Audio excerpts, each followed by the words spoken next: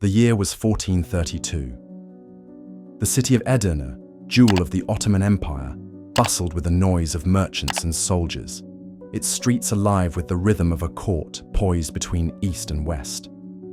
Within the walls of the imperial palace, the cry of a newborn echoed.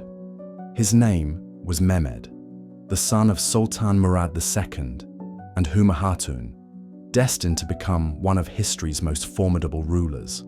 From the earliest days, Mehmed's world was one of both privilege and pressure.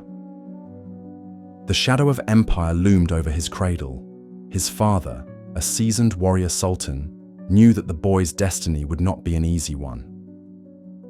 The Byzantine Empire still held Constantinople, that fabled city of legend and wealth, a thorn in the Ottoman flank for over a century. But young Mehmed's childhood was not spent idly in the silken halls of Edirne. His education was rigorous, relentless. Tutors schooled him in the Quran, Islamic law, mathematics, astronomy, philosophy, and military science. He learned Arabic, Persian, Greek, and Latin, an unusual breadth of languages for a prince, but one that would shape his vision as a ruler who understood his enemies as well as his friends. More than anything, Mehmed possessed an insatiable curiosity. His tutors recalled the boy's sharp questions, his unwillingness to accept half answers. In his private chambers, he devoured works of ancient history, Alexander the Great, Julius Caesar, and the legendary kings of Persia. These were not mere tales to him. They were blueprints for destiny. When Mehmed was still a boy, he saw the capital's maps, the straits of the Bosphorus and the Golden Horn, and the impenetrable Theodosian walls. Even then, he whispered to his closest attendants, "One day, I will take that city." Fate, as it often does with great men, tested Mehmed early. In 1444, at the age of just 12, he was placed upon the Ottoman throne when his father, weary of endless campaigns and political intrigue, abdicated. The boy sultan's rule began in a court of wolves. Ambitious viziers, cautious generals, and foreign envoys circled him like vultures. Many doubted his ability to hold the empire together, let alone expand it.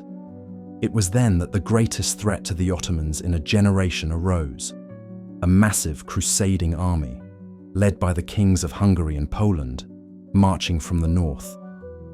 Mehmed wanted to meet them in battle, but his advisors hesitated.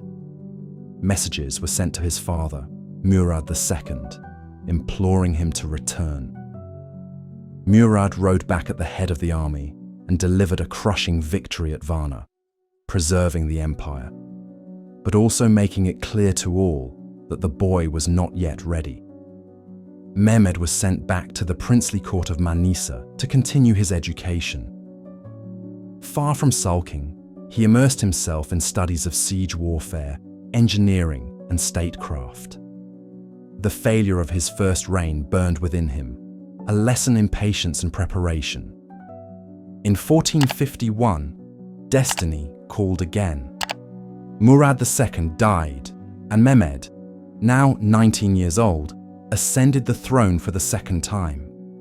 This time, he was no boy. From the moment he took power, he began to plan the conquest of Constantinople. For over 1,000 years, the city had defied armies. Its triple walls had turned back Huns, Arabs, Bulgarians, and Ottomans alike. But Mehmed believed that no fortress was impregnable, only insufficiently besieged. The first step was preparation. He commissioned the construction of a massive fortress on the Bosphorus, Rumeli Hisara, to choke the city's supply lines from the Black Sea. He ordered the casting of giant cannons, the likes of which the world had never seen. One of these, designed by the Hungarian engineer Orban, could hurl a 600-kilogram stone over a mile. He expanded the Ottoman navy, building swift galleys to dominate the waters around the city. Spies infiltrated Constantinople, mapping its walls and counting its defenders. Diplomats sowed confusion among Christian powers, ensuring that no large coalition could come to the Byzantines' aid in time. By early 1453, all was ready. From Edirne, Mehmed marched at the head of an army, 80,000 strong. The roads shook with the sound of drums and hooves. Farmers and merchants stood by the roadside, watching the tide of men and machines flowing toward the ancient city. Mehmed rode at the center, clad in armor that gleamed in the spring sun, his face set with the resolve of one who knew he was about to carve his name into history. "The city will be mine," he told his generals, "or I will be buried beneath its walls." It was the dawn of April 6, 1453. The mists still clung to the hills around Constantinople when the Ottoman army, like an iron tide, took its positions before the mighty Theodosian walls. For the defenders inside, perhaps only 7,000 men under the command of Emperor Constantine XI, the sight was both awe-inspiring and terrifying. The air was heavy with the smell of damp earth and campfires. Ottoman tents stretched as far as the eye could see, a sea of red and green banners marked with the crescent moon. The rhythmic thud of war drums echoed against the city's stone ramparts, a slow and deliberate heartbeat of the coming storm. Mehmed, mounted on a black stallion, rode along the front lines. His armor caught the morning light, and the eyes of tens of thousands followed him. His presence was electric. He was not merely a sultan, he was the embodiment of their purpose. Behind him, teams of engineers and soldiers moved with precision. The giant bombard cannon, Orban's monstrous creation, was positioned on a reinforced wooden platform. It took 60 oxen to pull it into place, and dozens of men to load a single stone. Mehmed stood before it, running his hand across the cold bronze barrel. "This," he said to his commanders, "will speak to the city louder than any envoy." The first thunderclap of the siege came shortly after. The ground shook as the cannon roared, hurling its massive stone against the outer wall. Dust and shards of stone burst into the air. The defenders responded with a volley of arrows and cannon fire of their own, but the damage was done. Not to the walls, but to their morale. The siege was not only fought with weapons, it was fought with psychology. Mehmed ordered constant bombardment, day and night, to keep the defenders from rest. Miners worked to dig tunnels beneath the walls, while the navy closed the Bosphorus, cutting off the city's supply lines. Inside Constantinople, the mood was grim. Emperor Constantine XI walked the ramparts, rallying his soldiers. He was a proud ruler, but he knew the odds. Messengers had been sent to the west, but help, if it came, would be too little, too late. The days turned into weeks, and the thunder of the cannons became the city's constant soundtrack. The great Theodosian walls, which for 1,000 years had withstood armies, earthquakes, and sieges, now bore the scars of relentless Ottoman fire. Stone by stone, the ancient defences crumbled. Breaches appeared, and though the Byzantines worked through the night to repair them with rubble and wood, the pressure was unending. But Mehmed knew that brute force alone would not take Constantinople. He needed to break its spirit. The Golden Horn, that narrow inlet of water guarding the city's northern flank, was sealed by a massive chain stretching from the walls of Galata to the old Genoese tower across the water. Behind it, the Byzantine fleet sat like a coiled serpent, safe from Ottoman attack. Most would have seen it as an impassable barrier. Mehmed saw an opportunity. One night, under the cover of darkness and the constant roar of bombardment, he ordered his men to perform what seemed impossible: drag dozens of warships overland.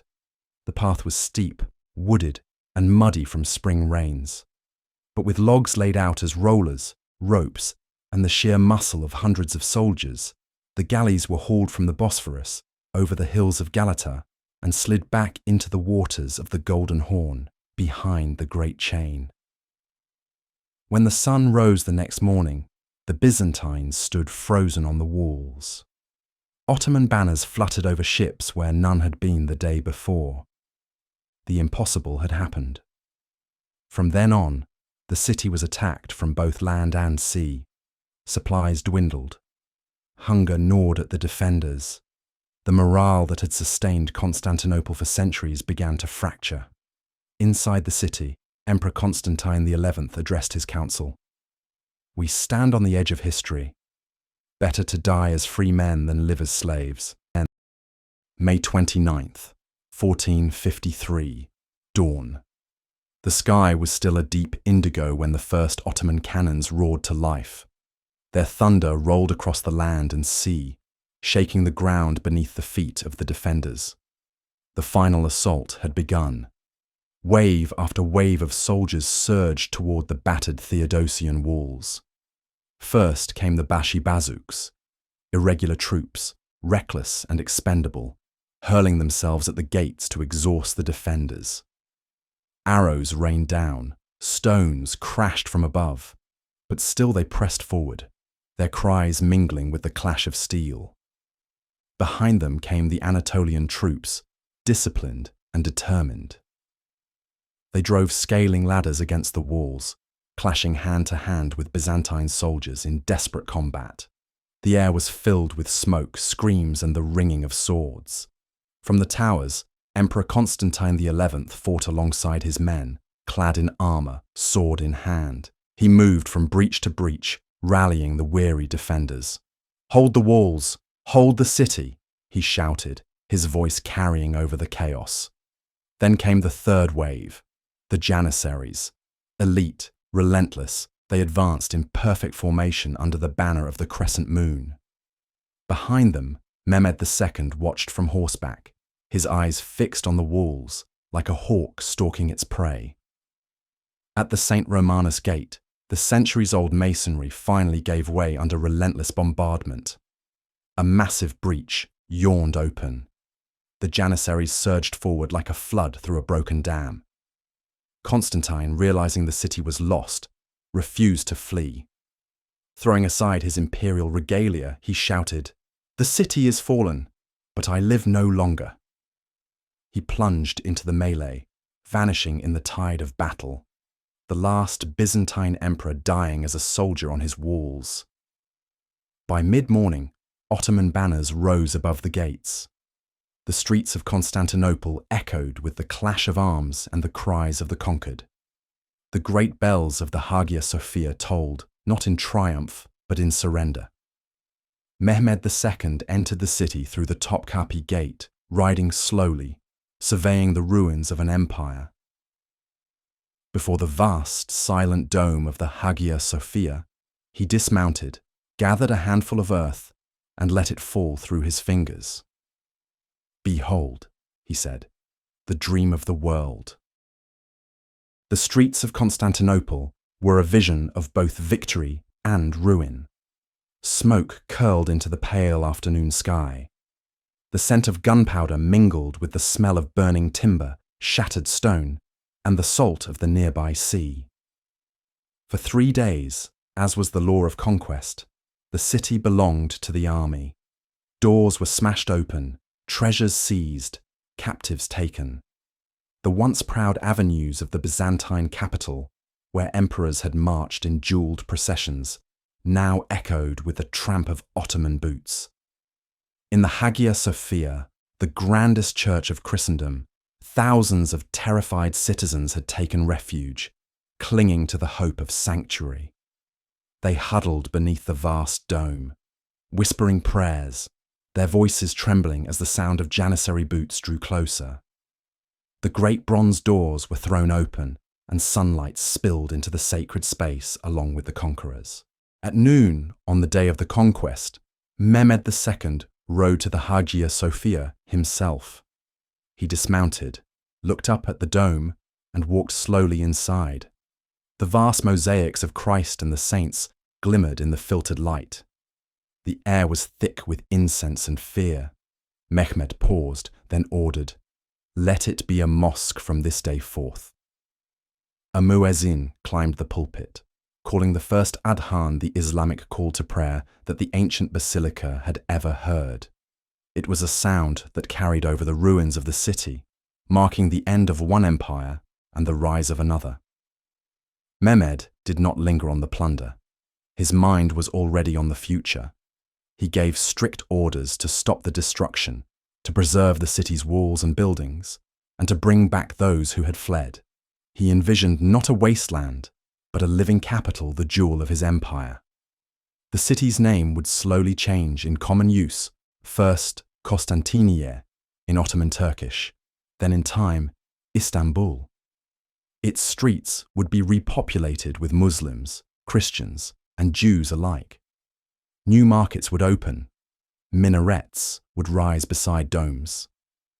But that day, in the quiet after the storm, the young sultan walked alone along the hippodrome, looking at the broken statues and toppled columns of Rome's eastern capital. He murmured an old Persian verse.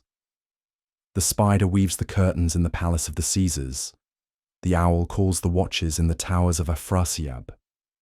He knew what this victory meant not only for himself, but for history. Constantinople had been the dream of conquerors for 1,000 years. Now, at just 21 years old, Mehmed had made it his.